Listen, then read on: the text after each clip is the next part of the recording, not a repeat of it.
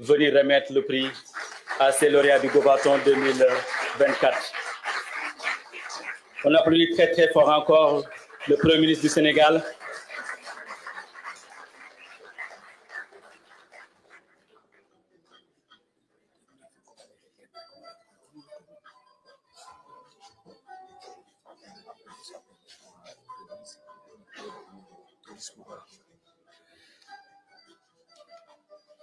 Des applaudissements. Ils sont braves. Ils sont braves.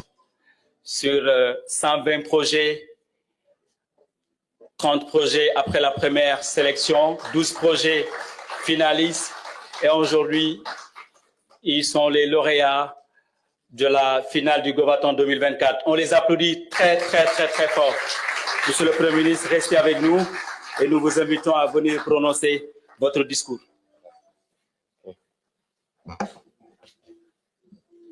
Monsieur le ministre de la fonction publique, Monsieur le ministre secrétaire général du gouvernement, Monsieur le directeur de cabinet du Premier ministre, Mesdames, Messieurs les conseillers et collaborateurs des ministères, Mesdames, Messieurs les directeurs généraux, Mesdames, Messieurs les représentants du secteur privé, chers invités, nous sommes très honorés aujourd'hui de clôturer la session 2024 du Gobaton avec cette remise symbolique de distinction. Nous avons tenu à ce que ce soit élargi à tous les candidats qui avaient compéti, parce qu'il a été extrêmement difficile de trancher entre ces candidats. J'aurais peut-être personnellement primé d'autres, et c'est certainement le cas de beaucoup d'entre nous. C'est dire que tous ceux qui avaient compéti étaient méritants au même titre, et nous vous félicitons, nous vous encourageons. Je félicite Monsieur le ministre de la fonction publique pour cette initiative. Nous avons entendu sa doléance par rapport à la pérennisation de l'activité et son inscription au budget de l'État. Monsieur le ministre de la fonction publique a pris cette initiative en recherchant des solutions pour l'administration particulièrement. Mais il a dû se rendre compte que les offres qui ont été faites dépassent largement le cadre des besoins de l'administration, puisqu'on a eu des solutions pour la fluidité de la circulation, des solutions pour l'agriculture, et j'en passe, qui dépassaient donc largement le seul cadre de l'administration. Et je pense que le Gobaton doit être non seulement perpétué, mais être co-organisé par plusieurs ministères, puisqu'à la base, ça devait relever, à mon humble avis, du ministère des télécommunications et du numérique. Il s'agit fondamentalement de l'innovation dans le domaine numérique. Et c'est tout à l'honneur du ministère de la fonction publique d'avoir pris les devants. Mais dans un contexte où nous venons juste de lancer le grand programme du New Deal technologique, il est important que la jonction puisse se faire et que chaque ministère puisse exprimer ses attentes et ses besoins et permettre à des jeunes talents de travailler à offrir des solutions sous la supervision, bien entendu, du ministère des télécommunications et du numérique. C'est extrêmement important parce que le monde est en train de faire sa mue. Nous sommes dans un 21e siècle très mouvant où les choses avancent très rapidement et portées particulièrement, j'allais dire essentiellement, par l'innovation dans le domaine des sciences et technologies et particulièrement les nouvelles technologies, le numérique, l'intelligence artificielle et j'en passe. Il est important que notre pays puisse se positionner. J'ai bien aimé le discours de l'un des intervenants. La question du numérique pose et soulève beaucoup de préoccupations. on ne voit que l'aspect économique, alors il est le plus saillant, au point que partout nous avons vu la naissance de ministères chargés de l'économie numérique. C'est parce que le numérique est devenu le premier facteur économique dans le monde. L'économie mondiale est tirée particulièrement essentiellement par le numérique. Et c'est des gains appréciables pour les pays qui ont su se positionner et faire les avancées technologiques rapidement qu'il faut. Mais au-delà, il y a les questions sécuritaires qui sont extrêmement importantes. La dernière fois, je vous parlais d'une solution qui a été importée dans une de nos administrations, alors qu'on avait la possibilité de recourir à l'expertise locale. Et entre-temps, il y a eu des développements parce que l'entreprise étrangère qui avait vendu ces solutions à des montants exorbitants, avec des kyrielles d'avenants à chaque fois, vient d'être déclarée en faillite et en liquidation judiciaire, alors que nous ne disposons même pas des codes sources pour accéder à ces applications qui, aujourd'hui, sont le cœur de la mobilisation des recettes au Sénégal. Et vous vous rendrez compte qu'un pays sérieux ne peut pas sous-traiter ces aspects.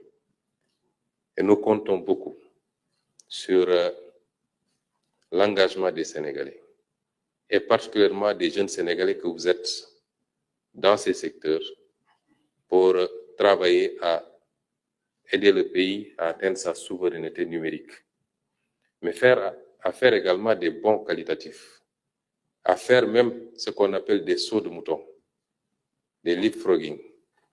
En quoi faisant? C'est un domaine où il n'y a pas d'exclusivité.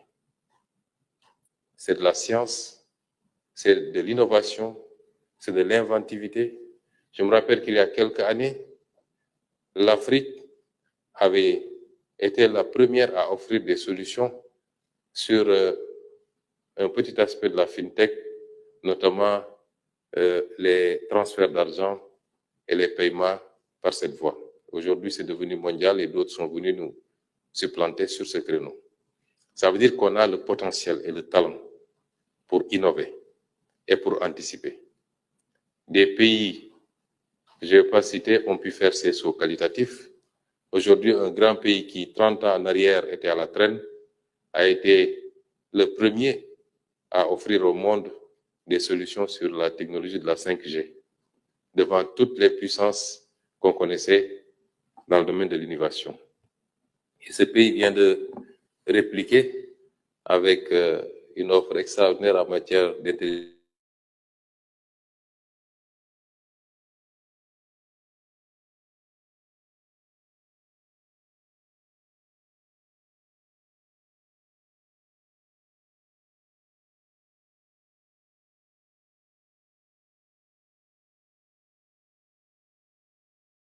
et de l'offrir au Sénégal. Il ne s'agit pas effectivement juste d'avoir les idées, il faut du soutien, il faut de l'accompagnement, il faut de l'encadrement. Et l'État du Sénégal, par ma voix, vous assure que vous aurez ce soutien et cet engagement, cet encadrement de sa part. Il y a quelques semaines, nous avons révisé la loi adoptée en Conseil des ministres, la loi portant organisation des startups, promouvant l'innovation. C'est pour la rendre beaucoup plus ambitieuse, pour permettre un plus grand encadrement de ce domaine qui peut valoir à notre pays des satisfactions immenses. Rappelez-vous que, comme l'avait dit le ministre du numérique lors du lancement de la stratégie du New Deal, que notre ambition, c'est de positionner le Sénégal comme un hub en Afrique, et particulièrement en Afrique de l'Ouest. Ce hub, c'est vous qui allez le construire, avec notre accompagnement et notre encadrement. Et au-delà du gouvernement, je vais instruire tous les démembrements de l'État, les directions générales et les agences particulièrement, à trouver les moyens d'accompagner les jeunes dans leurs efforts les activités d'innovation, de recherche et de développement. Mais il ne s'agira pas seulement de l'État, puisqu'il faut le faire avec le secteur privé également. Et je félicite et je remercie les deux entités privées qui sont là, présentes, notamment Oumou Solutions et l'entreprise de M. Sonko. Mais il nous en faut beaucoup plus en réalité. Parce que dans tous les pays où ça marche, il y a une connexion entre le monde de la recherche et le monde de l'entreprise, le monde du secteur privé de manière générale. Et les startups ont besoin de partenariats au-delà de l'État, mais d'un secteur privé conscient des enjeux et qui accompagne les jeunes inventeurs. Et je lance un appel très fort à ce secteur privé sénégalais. L'économie d'aujourd'hui, mais plus singulièrement l'économie de demain, c'est essentiellement autour du numérique. Il faut venir accompagner ces jeunes, les encadrer, leur trouver les ressources financières et la stabilité qu'il faut pour qu'ils puissent performer également dans ce domaine. Et plus tard, pouvoir en récolter les gains. Parce que le secteur privé, c'est pas l'État malheureusement. Ils ne font rien pour rien. Mais c'est les assurer également qu'il y a des retombées possibles. Parce que toutes les grandes firmes à dimension mondiale ont démarré quelquefois dans un garage, comme on dit, et ont été accompagnées, à un moment ou à un autre, par un secteur privé pour devenir ce qu'elles sont aujourd'hui, c'est-à-dire les plus grandes multinationales du monde. Et nous lançons donc cet appel au secteur privé pour plus de participation, plus d'engagement auprès de ces jeunes qui doivent être donnés en exemple. Je le disais l'autre jour, un pays a besoin de tout. Aujourd'hui, je suis avec des jeunes qui sont dans le secteur de l'innovation, qui doivent être à la pointe du changement structurel que nous voulons au Sénégal. Demain ou dans quelques jours, je recevrai les jeunes qui œuvrent dans l'informel, qu'ils soient marchands ambulants, conducteurs de Jakarta, commerçants, tout ce que vous voulez. Nous sommes dans une dynamique inclusive qui devra mobiliser tous les Sénégalais autour de cette nouvelle dynamique qui doit nous amener à croire principalement et fondamentalement en nous-mêmes, à nos solutions, mais en nous inspirant des meilleures pratiques. Et je voudrais également remercier les partenaires, notamment le Japon, qui est un partenaire solide. Il y a une semaine, j'ai reçu M. l'ambassadeur du Japon et nous avons beaucoup échangé. Il disait que j'ai insisté pour que le ministre de l'Éducation nationale aille s'inspirer du modèle japonais d'éducation, qui m'a beaucoup frappé. J'ai suivi beaucoup de documentaires sur le modèle éducatif japonais. Et la réponse de l'ambassadeur, c'était de dire que au Japon, c'est deux choses. Investir sur le facteur humain, le capital humain, l'éducation à la base. Et la seconde, c'est la discipline. Parce que rien ne peut se faire sans discipline. Donc, madame, transmettez nos remerciements et nos félicitations au pays frère du Japon qui accompagne dans le domaine des sciences et de la technologie. Le CFPT est un exemple vivant de ce que nous faisons avec ce pays. La Corée, qui est également un partenaire stratégique du Sénégal, avec laquelle nous envisageons de faire beaucoup de choses dans le domaine de l'innovation, de la technologie. Puisque c'est des pays qui, en 50 ans, ont pu faire des révolutions pour être aujourd'hui numéro 1 dans beaucoup de secteurs, l'électroménager, l'automobile, la téléphonie, ainsi de suite. C'est des exemples qui doivent nous inspirer et nous voudrions également, avec la Corée, approfondir ce partenariat-là, de sorte à pouvoir permettre à ces jeunes de faire des incursions, d'avoir des bourses, d'aller se faire parfaire en termes de projection, mais également de science au niveau de ces pays. Et nous comptons beaucoup sur ces collaborations. Soyez remerciés au nom de tout le peuple sénégalais pour votre accompagnement et votre appui.